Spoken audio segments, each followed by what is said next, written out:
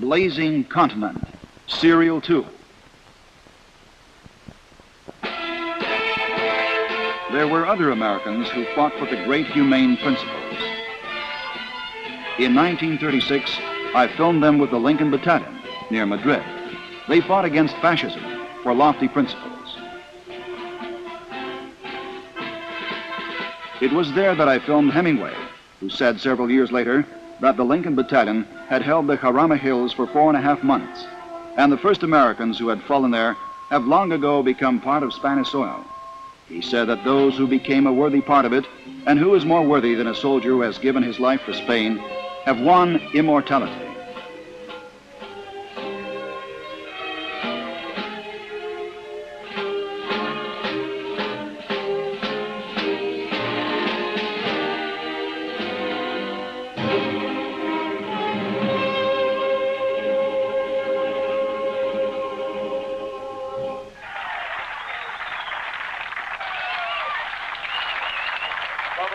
New York, I symbolically return all Vietnam. And this is present-day Washington. Given me by the power structure that has genocidal policies against non-white people. Young Americans are throwing the medals and decorations they received in Vietnam on the steps of Capitol Hill. Who knows what they received the medals for? Medals that are now gnawing at their conscience. And who knows what made them see the light? Apparently, no one will again compel these men to kill defenseless civilians. This is something we would like to believe in. First Marines, power to the people. Purple Hearts Distinguished Service Cross. The United States is a highly developed country. It even has a conveyor line system for training aggressors. Here is one such conveyor line, Fort Gulick in the Panama Canal Zone. This is the secret training base of the 8th U.S. Special Forces Group.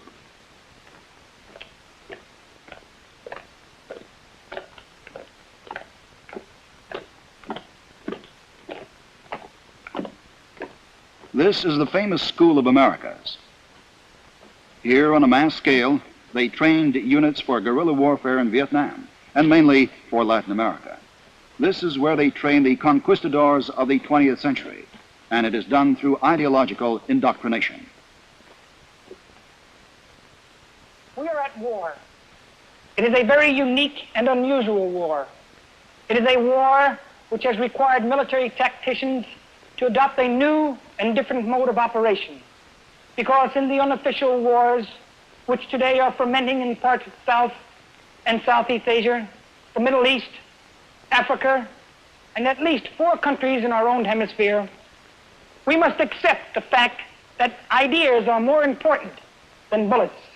The enemy, our enemy in this war, is more than armed and militant international communism.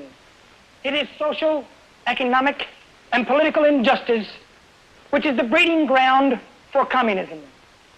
As long as people are hungry... Yes, the trainees of the School of Americas will have ample opportunity to become convinced how correct these words are. The peoples of Latin America will prove to them that the ideas of the national liberation struggle are stronger than bullets, bombs, and napalm. These are the notorious Green Berets, saboteurs and cutthroats, ready to carry out any assignment of the Central Intelligence Agency in any country.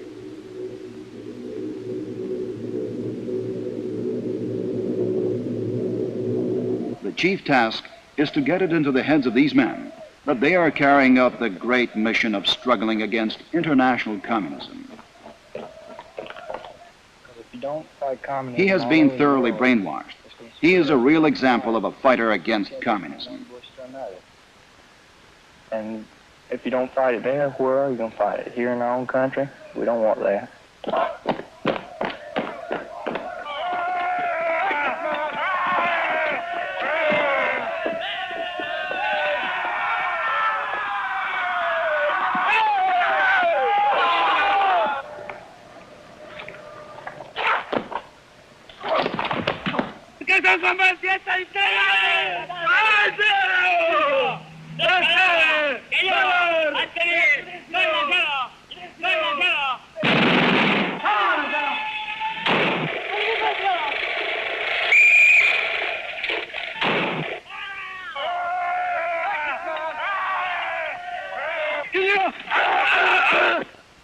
A mock village has been built for training purposes. This is where guerrillas are hiding. The major knows his job. This simulated skirmish is almost like the real thing. Camouflaged guerrillas heaving grenades. They must be interrogated and then, of course, shot.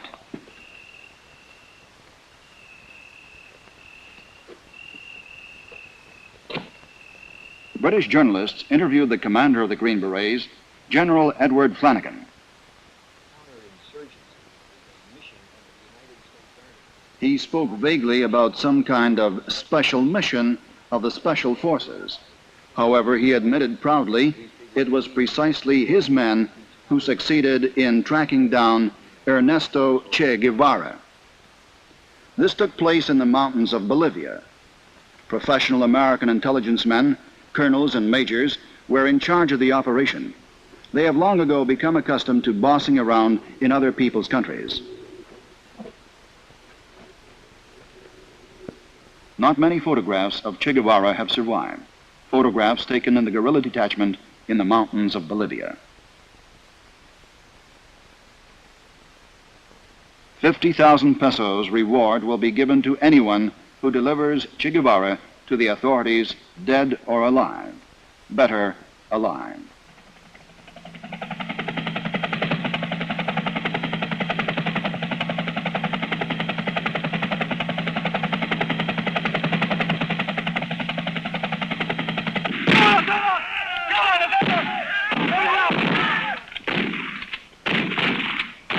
U.S. Army Major Ralph Shelton was commander of the pursuit unit. They captured Che Guevara when he was already wounded in battle. And they killed him.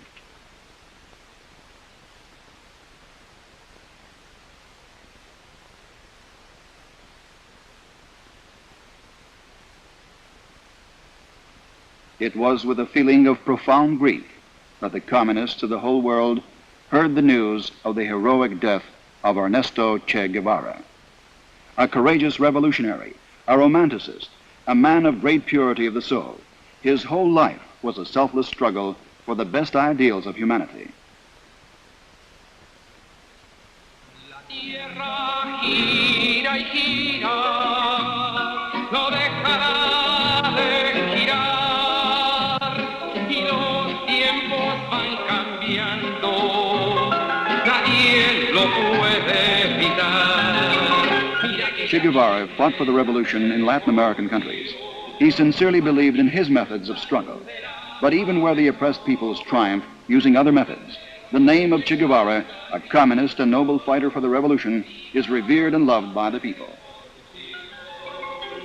Nos hablan de democracia, de libertad de expresión, los mismos que masacraron al pueblo trabajador.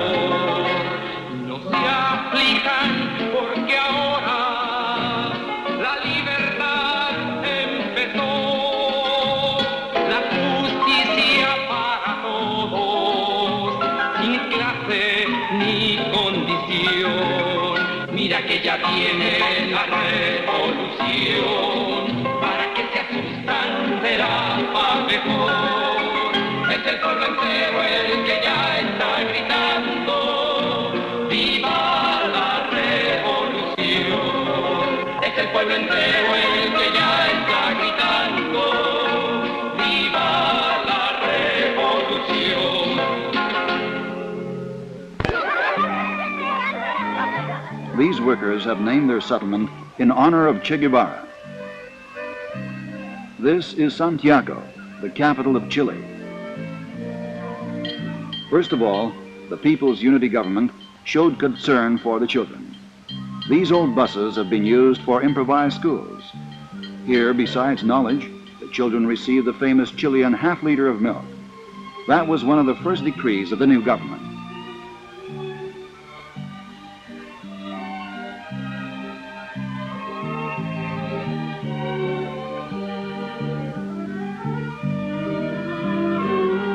Still, there are very many slums all over the country.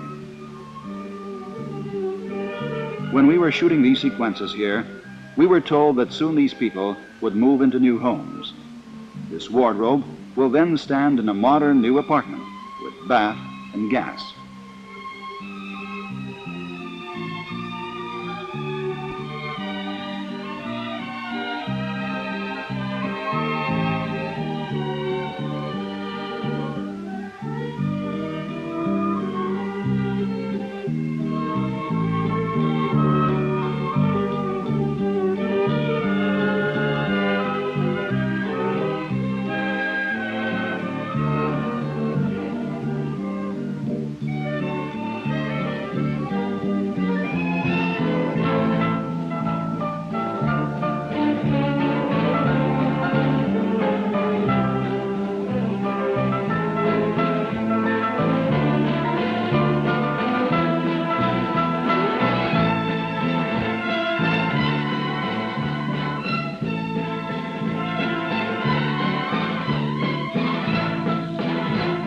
Everybody comes out for a voluntary workday. Even the president himself is here.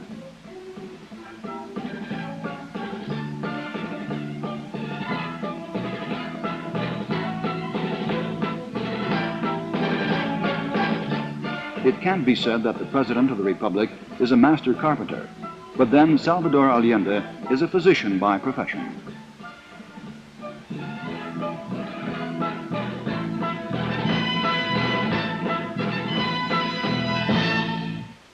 We asked him to say a few words for our film. Deseo primeramente expresar que es para mí extraordinariamente grato. First of all, I want to express my profound satisfaction that Soviet cinematographers have come to visit our country. Que tengan una gran preocupación por el futuro. Who are concerned about the future of Chile and Latin America. De allí que piense la importancia que tendrá. This therefore points to the significance of your film, which you have called The Blazing Continent. ¿Cómo veo yo? How do I visualize the future of Chile and Latin America? Aquí en Chile y por primera vez en la historia, los trabajadores.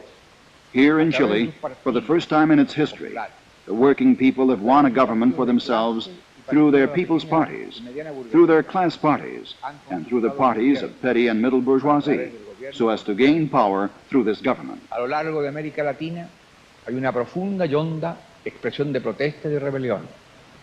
Hay que derrotar la violencia que se expresa en la institución. This power must do away with the brutality which still exists in our state system.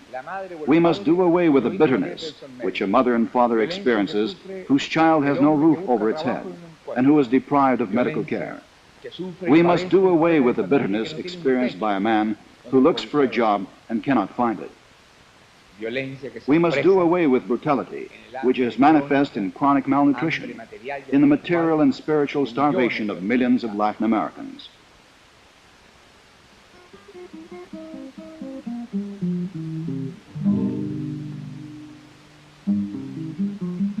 When I looked into the sad eyes of these people, I recalled Salvador Allende's words about the brutality that still existed on the continent.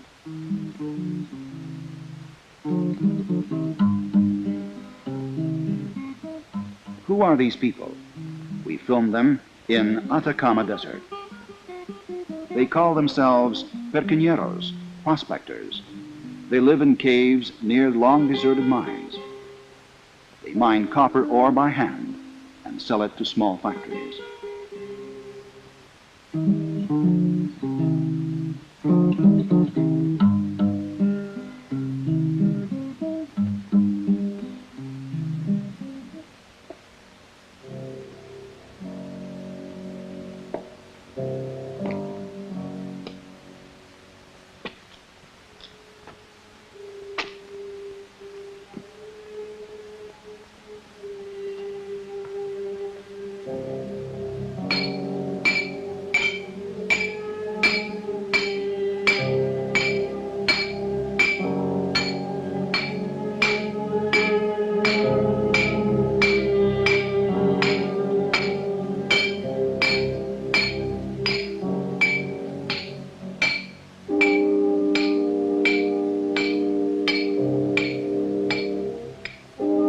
Usually, they work in pairs. If one man is buried under, the other can dig him out.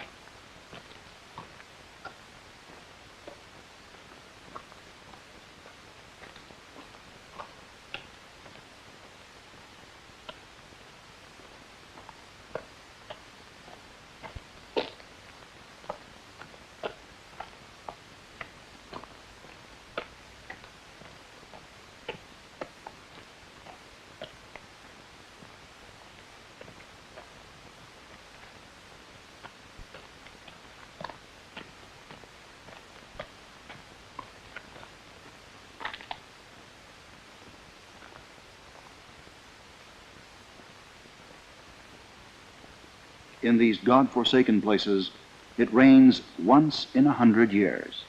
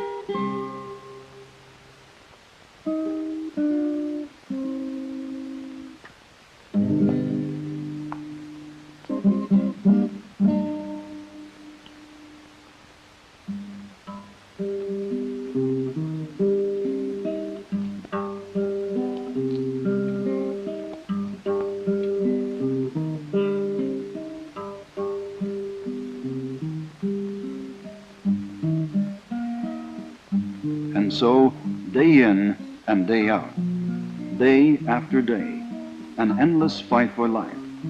There are only a few of them left, lone prospectors of the desert, but they exist and keep on trudging with their heavy loads over the scorched earth like tragic phantoms of the past, miserable outcasts.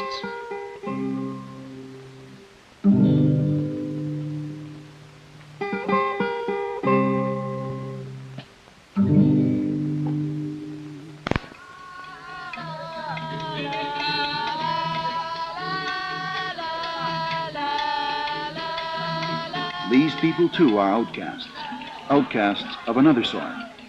These hippies held a rally in Venezuela, trying to escape the bourgeois world.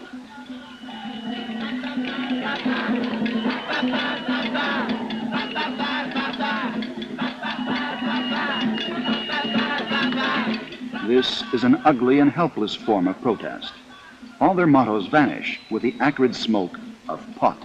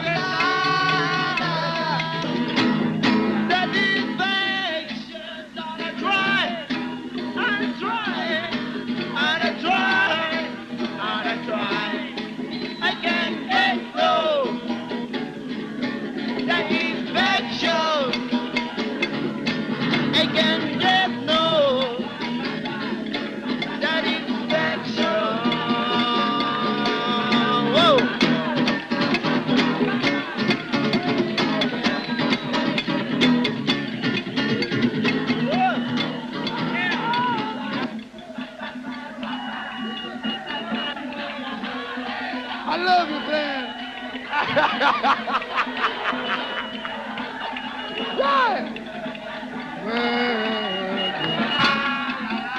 There are quite a few of them in Latin America.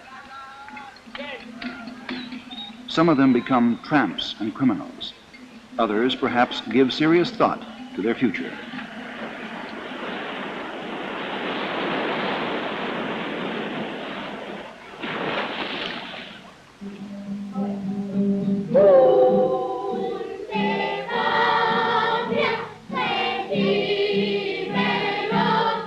Tierra del Fuego, the southernmost tip of Chile, and the southernmost school in the world.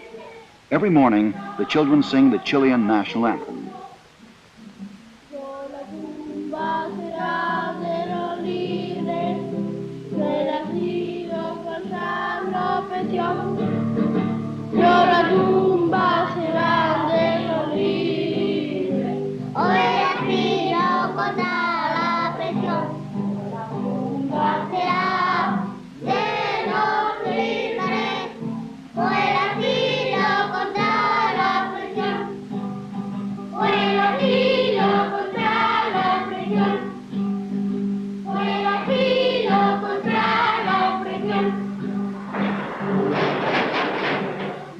Fathers are oil workers.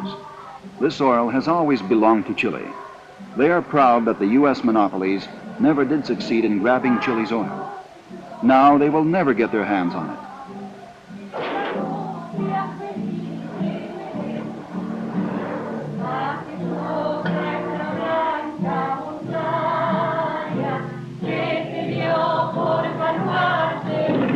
Here, we met brave people with plenty of endurance and stamina, people who are accustomed to grappling with the elements, whale hunters and seal hunters, engineers, sheep farmers,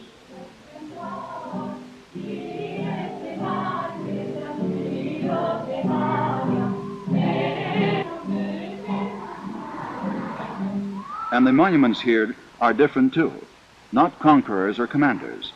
They are monuments to the courageous people who brave the cold winds of the plains, shepherds.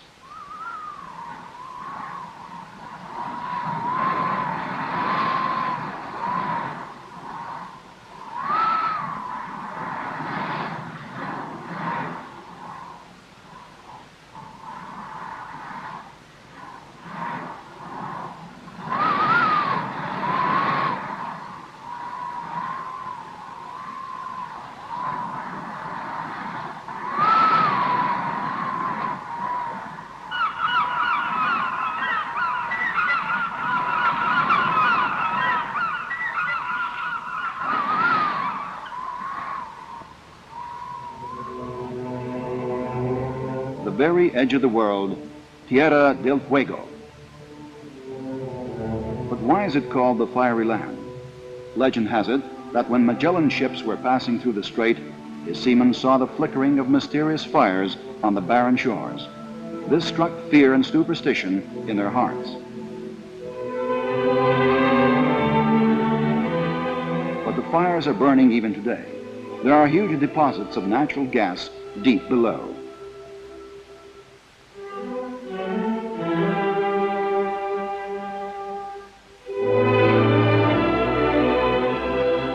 The southernmost post office in the world is to be found in the southernmost settlement in the world, Puerto Williams, which is located right on the edge of the world. Further south lies the Antarctic. Just imagine how much a stamp collector would cherish a stamp canceled on the edge of the earth.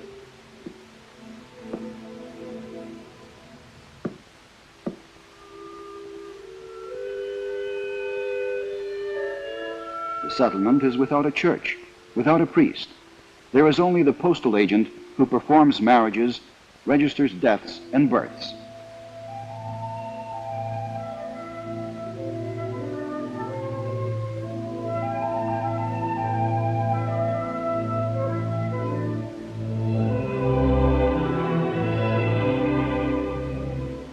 We were lucky to film the baptism of the world's southernmost born child, a citizen of Chile.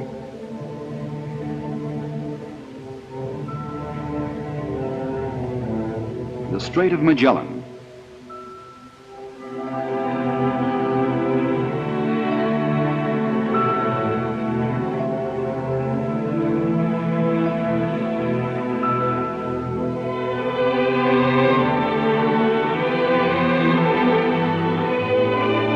These glaciers are tens of thousands of years old.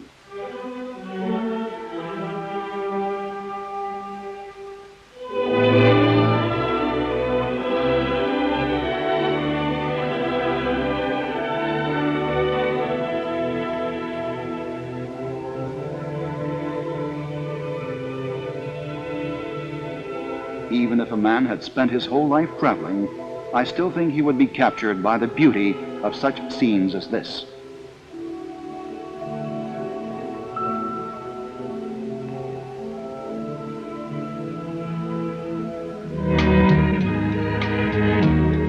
After the cold silence of Tierra del Fuego, we were dazzled by the bright lights of Caracas at night, the capital of Venezuela. El que llora cada hora al recordar cuando juntos nos miramos sin hablar por las calles de aquel viejo bulevar. Ya no soy el que tú amas, pero hoy otros labios ya te dan felicidad, mas en mí siempre serás la eternidad, caminando por el viejo bulevar. Chiquilina, chiquilina, el destino es así y te aleja y me deja. Chiquilina, sin tu amor.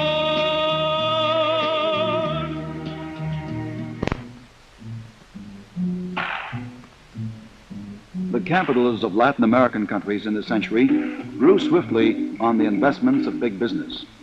The local bourgeoisie referred to Caracas as Latin America's Los Angeles. They really wanted to look like their northern neighbor.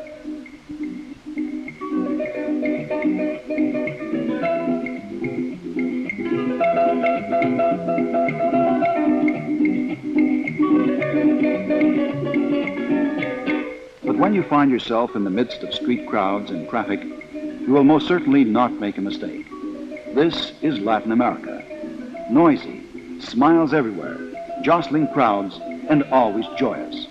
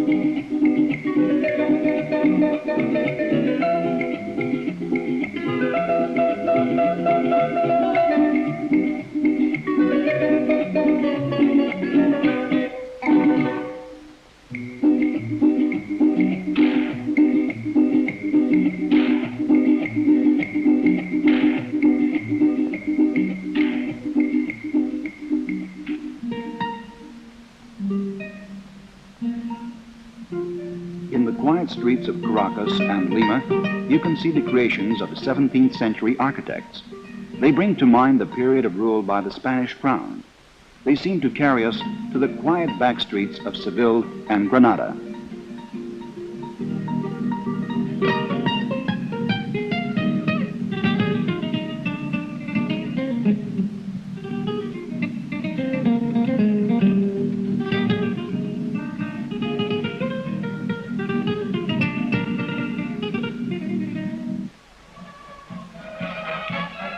Corrida, bullfights.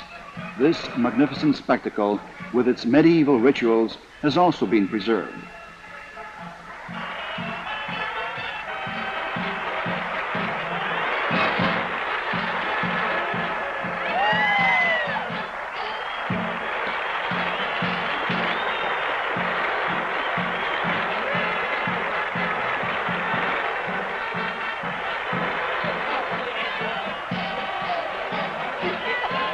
The greatest event of the year was a gala bullfight in Venezuela, featuring one of the greatest toreros of the century, the Spanish torero Luis Miguel Dominguin. He did not fight bulls for several years, but now he is in the arena once again. That was after he divorced film star Lucia Boza. After becoming his wife, she left the screen, and he quit bullfights. Having parted with Miguel, Lucia returned to the movies, and Dominguin once again picked up his sword.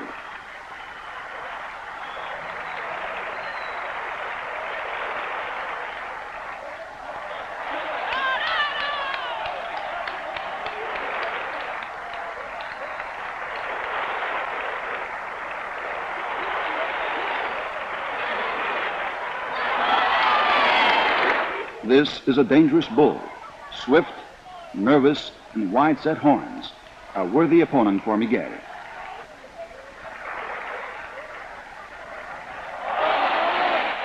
The first stage of the fight is to tease the bull and play with him. The torero does not participate in this. He studies the behavior of the beast.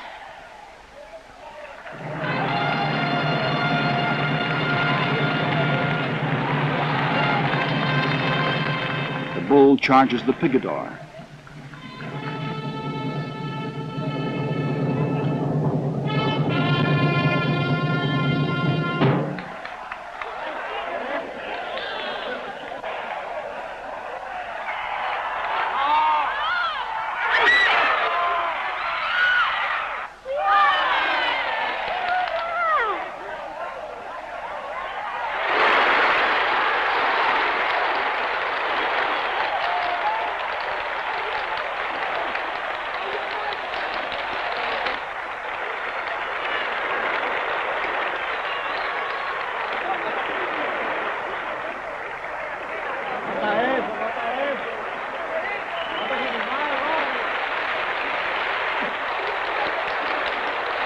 And then the matador steps into battle.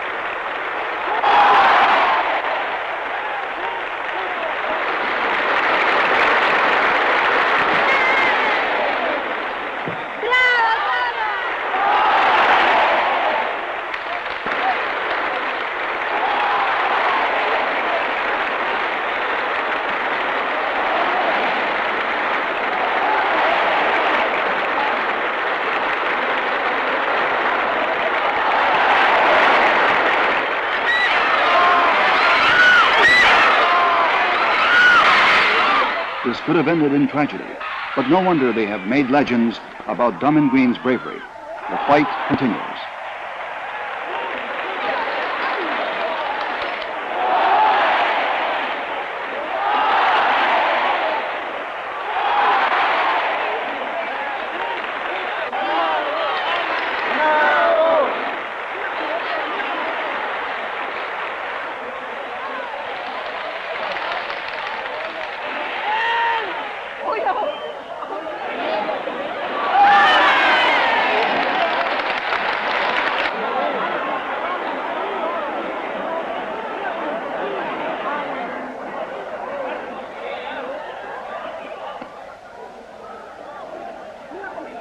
The last lunge, the coup de grace. The sword went in right up to the hilt. The bull does not yet know he is dying, but the torero is counting off the last seconds of his life.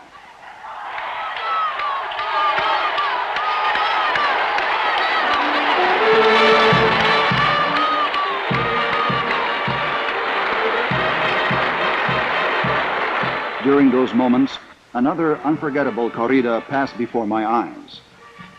Barcelona in August of 1936, the first month of the Civil War in Spain.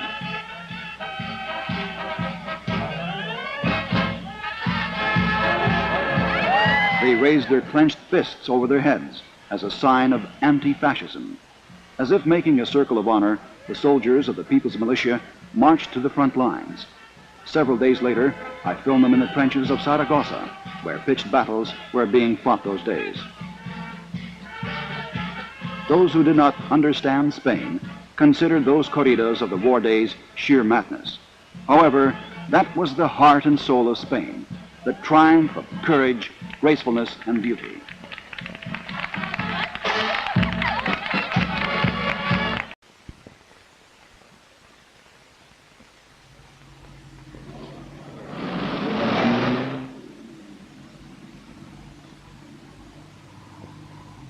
We headed to the north of the continent.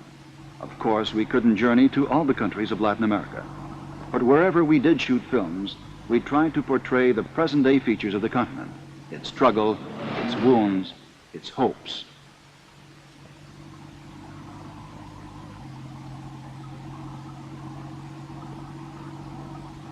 I thought about the future of the revolution. Who knows when and where the enemy will strike a retaliating blow in order to retain power over millions of men, women, and children. Every day there was more alarming news. The reactionaries were acting up. And although the times of gunboat diplomacy have gone, the Green Berets are training and getting ready. Naturally, the imperialists will make more than one attempt to stay the wheel of history. And perhaps we felt this most of all at the end of our tour in Panama.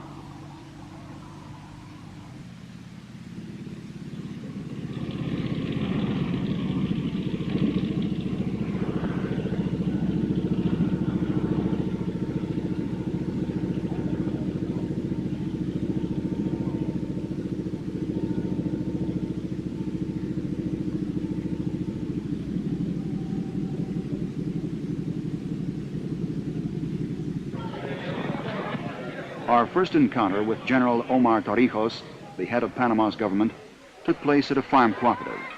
The farmers had invited him to their holiday, marking the anniversary of their cooperative.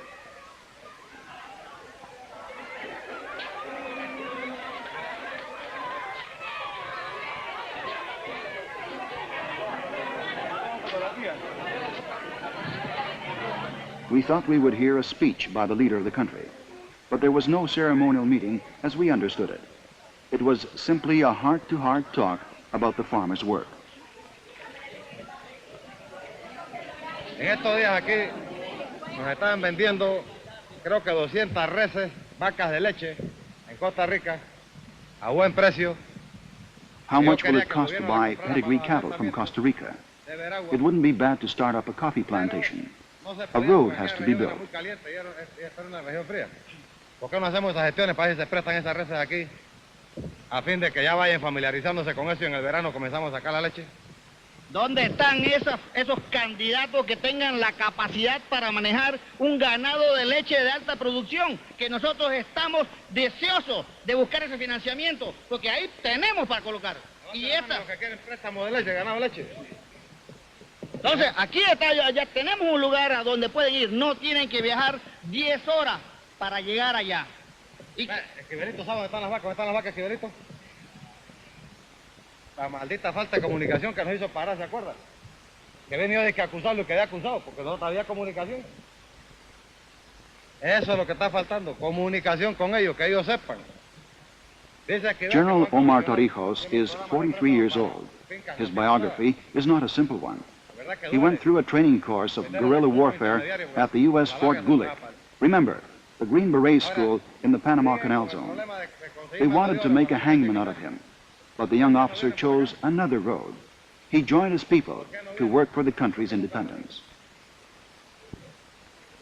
De los disparos aquellos, ni males pa' flojo. Hasta que algún día no se algún día. ¿Algún día se dio una cesta? Sí, no era sujeto a crédito. Para comprar un colchón que me estaba $60 y tuve que seguir durmiendo en tabla. Si me vas a poner un gerente de eso así, como el que me negó el colchón a mí, mejor le llevas al edificio. ¿No es así?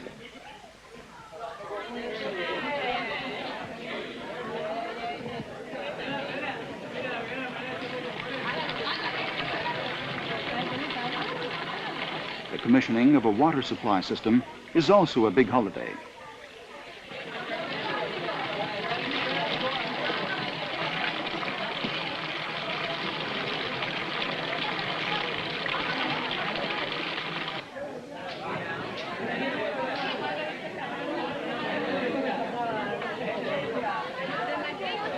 When he came to power, Omar Torrijos began to carry out a broad agrarian reform. He speaks out boldly against the colonialists. Panama's key problem, and its main wound, is the Panama Canal, a waterway connecting two oceans, the Atlantic and the Pacific, passes through the land of Panama. And the canal belongs to the United States, according to a treaty that was signed in 1903. And each article in this treaty emphasizes that the Republic of Panama gives the United States of America a 10-mile zone along the canal route forever. It gives the United States all rights, authority, and all the power in the canal zone forever.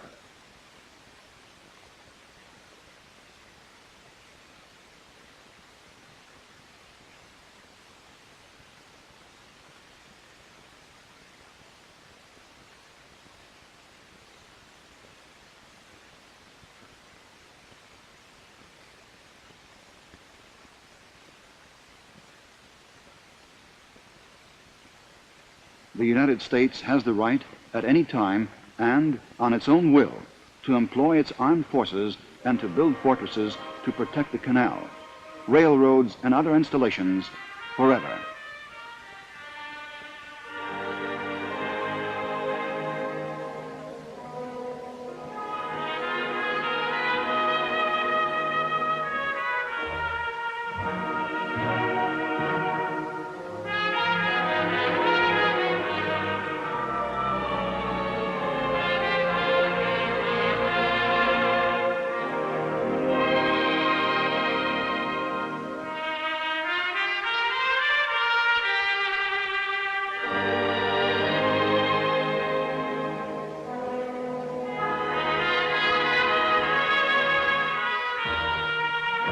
"70 years have gone by since Panama was forced to sign that treaty.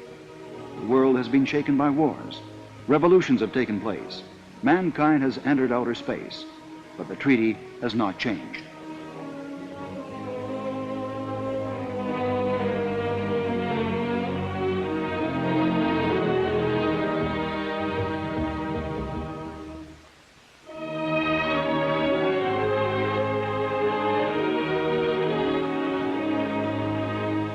There is a deep wound in the heart of every Panamanian forever.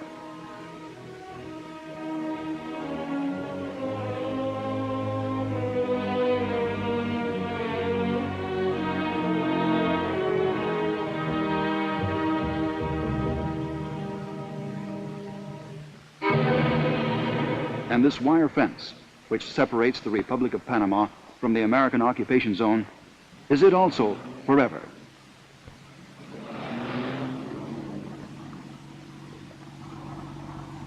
The administration of the Canal Zone allowed the Soviet cameraman to shoot sequences in the Canal Zone and here, where its offices are located.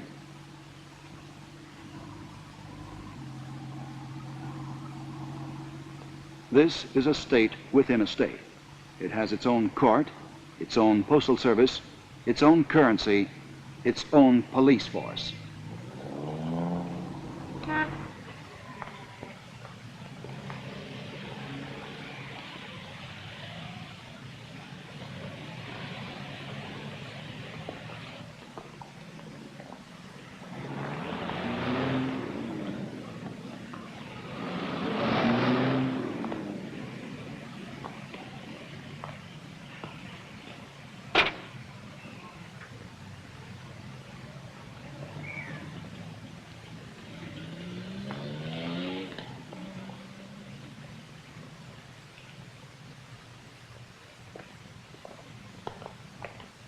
Operation of the canal gives the United States more than $100 million a year, but Panama gets only a 100th part of this sum.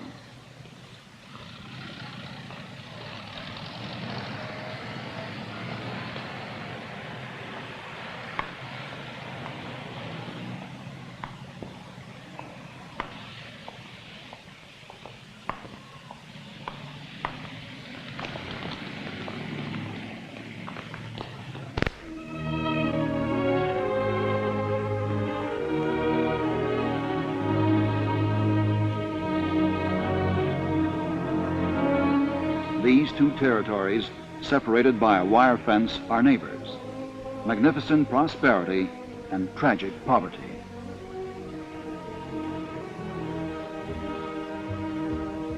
Ironically, this region of the Panamanian poor is called Hollywood.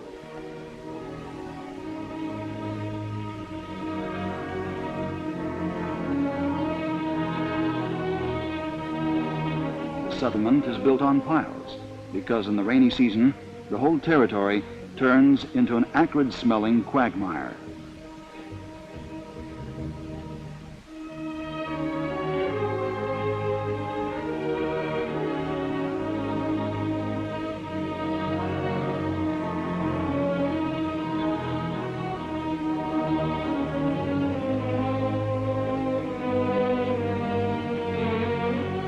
The water supply system that gives the city of Panama water begins in the Canal Zone. Just one turn of the water valve behind that fence and the capital city is left without water. What great power the bosses of the canal wield. They decide the fate of every Panamanian from the day he is born till old age.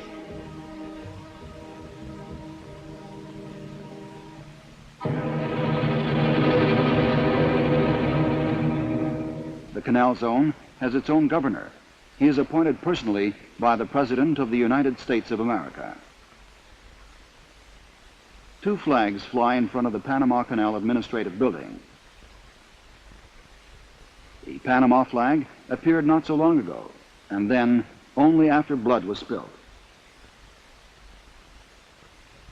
This is Kennedy Avenue that runs along the border of Panama and the Canal Zone. But the people of Panama have renamed it. You can see it written on the wall, Avenue de los Marteros, Martyrs Avenue.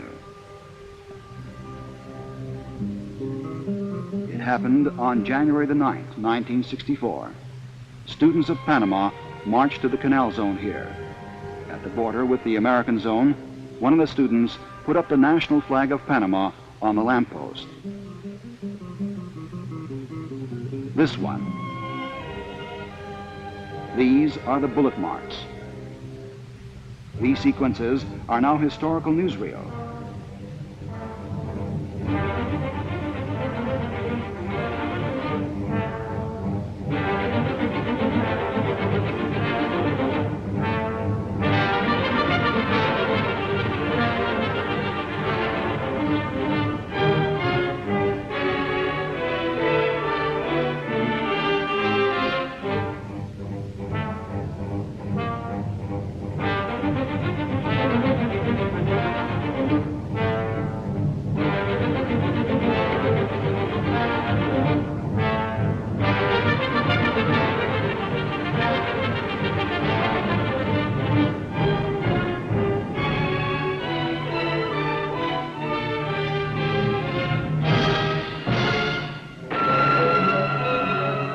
American soldiers were firing point blank at defenseless students.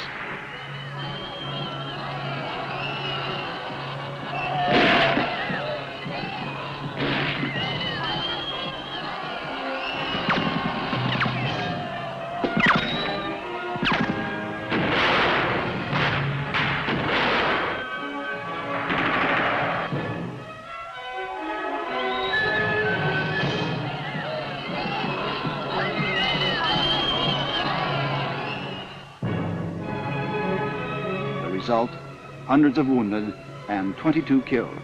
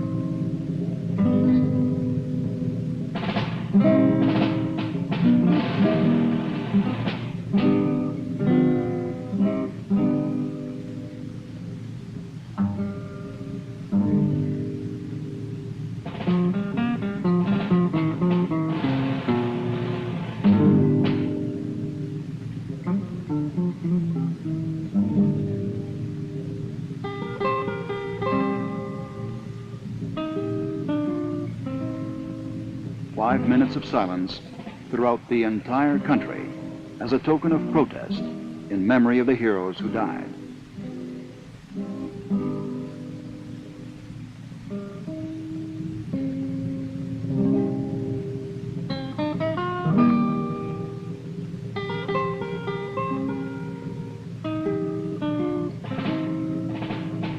A mother receives the flag that covered her son's coffin.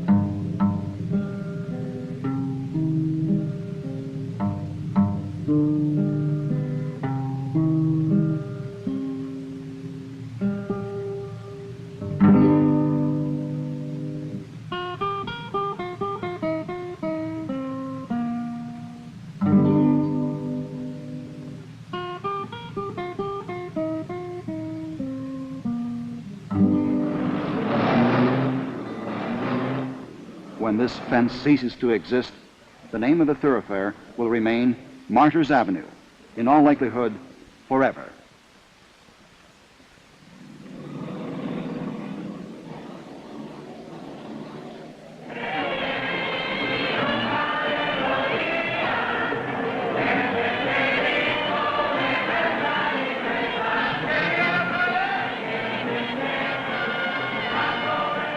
Sovereignty in Spanish is Soberanía, which is the name of the song that rings out across the square of the Republic's capital.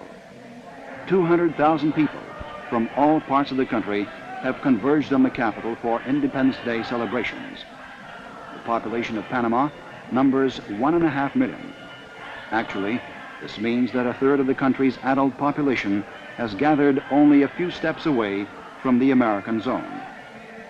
On that day, the American troops in the zone were at top battle readiness.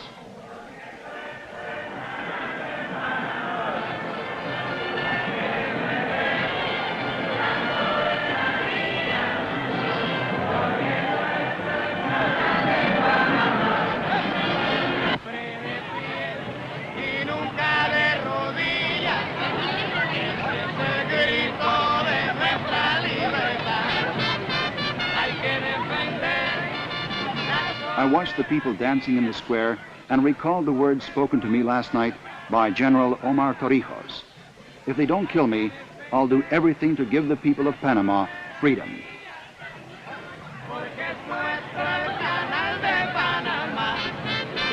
Hay que defender la soberanía, porque es nuestro el canal de Panamá.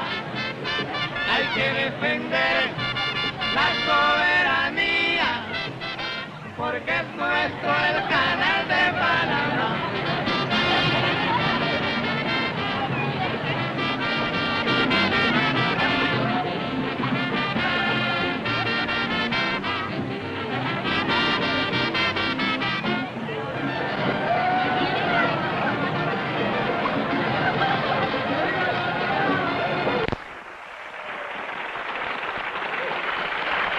The watchword here is, we shall never be forced to our knees.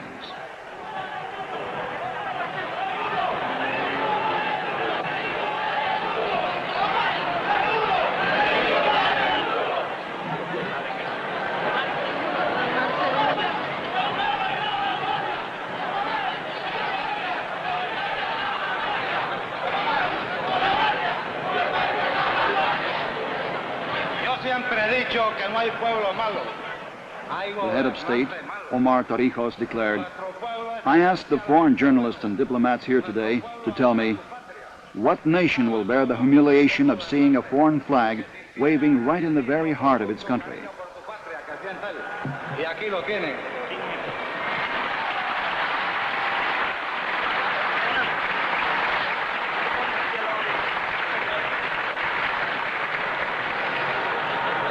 Que digan nuestros embajadores, que los embajadores de las repúblicas amigas que aquí están presentes.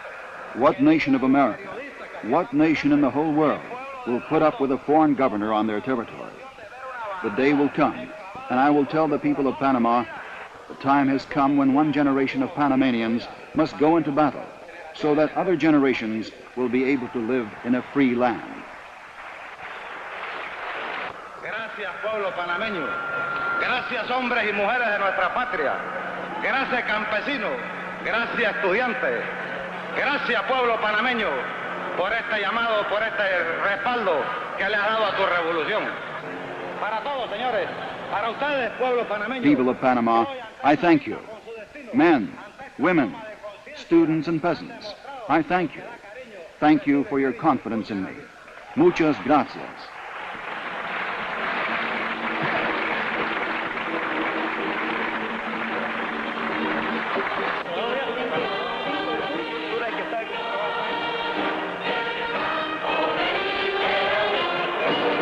We shall never be forced to our knees.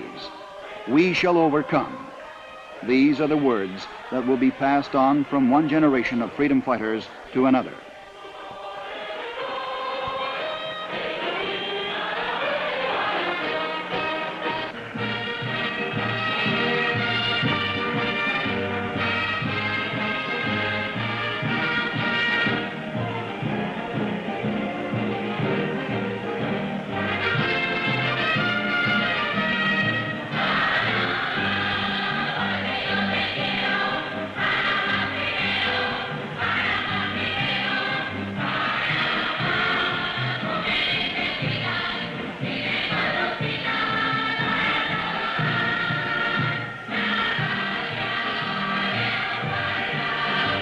There are 300 million people working and struggling on this continent. Perhaps the most trying battles are still ahead. The people of Latin America believe that kindness and the truth will triumph, that love for man and justice will triumph. They believe that the revolution will triumph.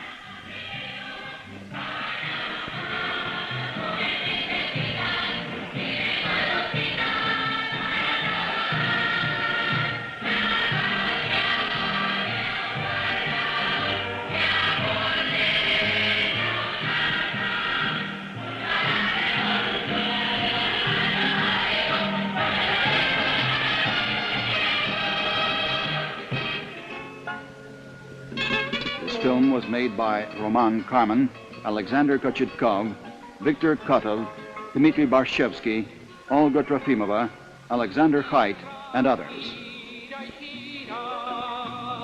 No dejará de girar y los tiempos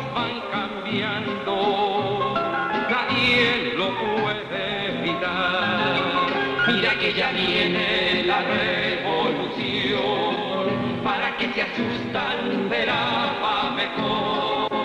Es el pueblo entero el que ya está gritando, ¡viva la revolución! Nos hablan de democracia, de libertad de expresión, los mismos que masacraron al pueblo trabajador. No se aflijan porque ahora la libertad empezó, la justicia para todos, sin clase ni condición.